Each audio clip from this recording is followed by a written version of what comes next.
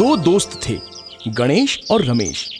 वो दिन भर जंगल में जाकर गुणकारी पेड़ों के पत्ते जमा करते और दवाई बनाने वाली कंपनी को बेचकर आधा आधा मुनाफा बांट लेते। इस काम के कारण दोनों की जिंदगी अच्छी बीत रही थी। एक दिन गणेश जंगल में गुणकारी पेड़ों के पत्ते खोज रहा था। तभी उसकी नजर एक अनोखे सुनहरे हिरन पर पड़ी। गणेश ने उस हिरन का पीछा किया और जैसे ही उसे मौका मिला, उसने हिरन को पकड़ लिया। रोज की तरह वो अपने रास्ते से जा रहा था। ठीक उसी वक्त उसके सामने एक बड़ी और सुनहरी हिरन आई और गणेश के सामने खड़ी हो गई और बोली, तुमने मेरी बेटी को क्यों कैद किया? हिरन को बातें कर देख तो गणेश के होश ही उड़ गए और बोला, क्या तुम बोल सकते हो? इस पर हिरन बोली, हाँ, मैं बोल सकती हूँ। मैं जादुई हिरन हूँ और तुमने जिसे कैद किया है वो मेरी बेटी है।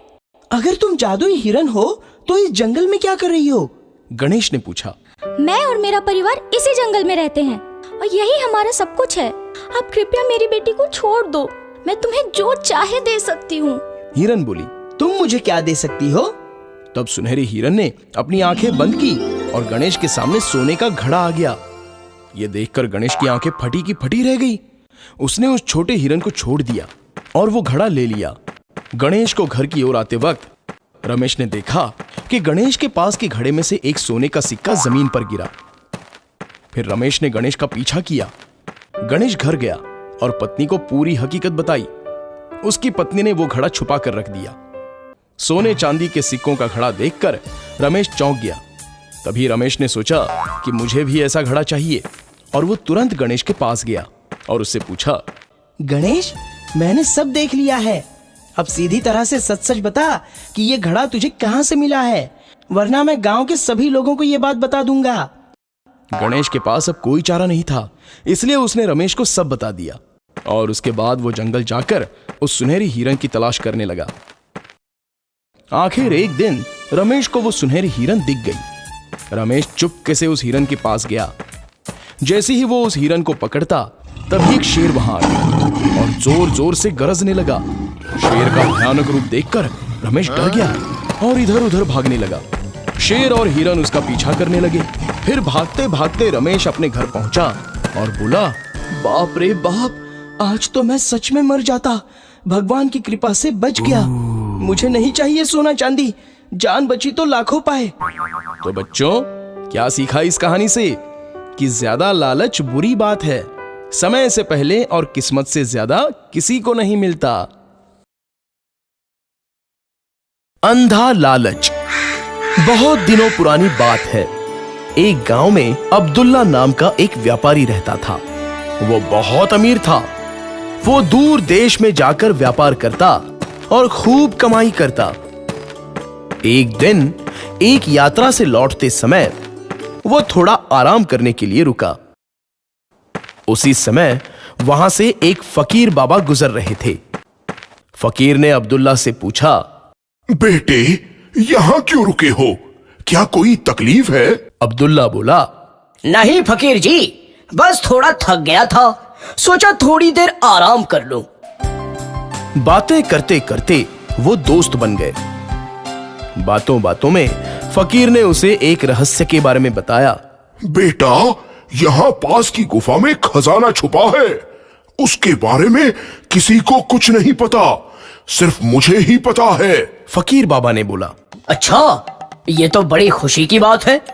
अब हमें चलना चाहिए। मेरे पास 80 ऊंट है, हम उन पर लदकर उस खजाने को यहाँ लाएंगे। एक लदा हुआ ऊंट मैं आपको दे दूंगा। अब्दुल्ला ने कहा, दोस्त, तुम कुछ कंजूसी कर रहे हो। अगर तुम मुझे 40 लदे हुए ऊंट देने का वादा करो तो मैं उस छिपे हुए खजाने का रहस्य तुम्हें बताऊंगा। फकीर ने कहा। अब्दुल्ला इसके लिए राजी हो गया।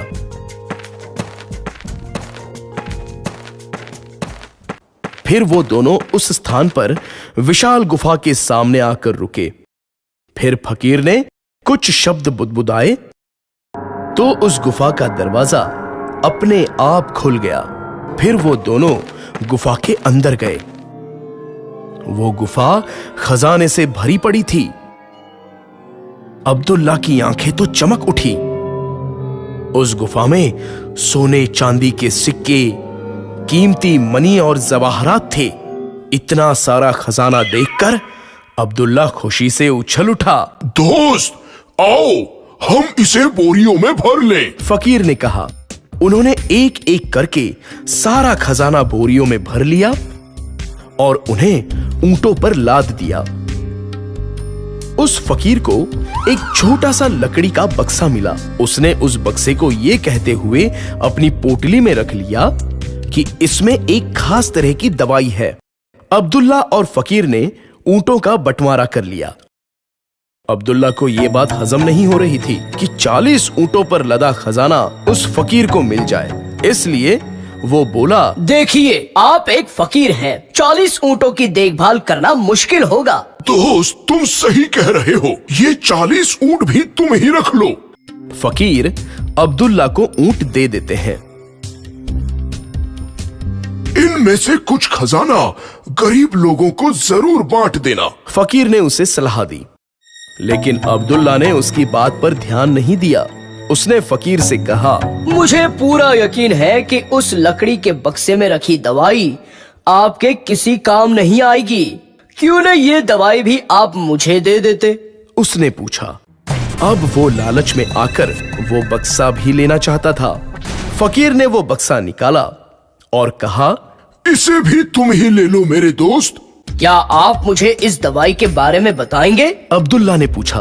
अगर इसमें से थोड़ी सी दवाई तुम अपनी बाई आंख में लगाओगे तो तुम सभी छिपे खजाने को देख सकते हो।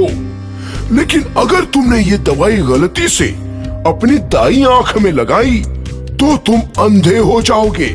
फकीर ने उसे बताया। मुझे पूरा यकीन है कि ये फकीर मुझसे कुछ छिपा रहा है।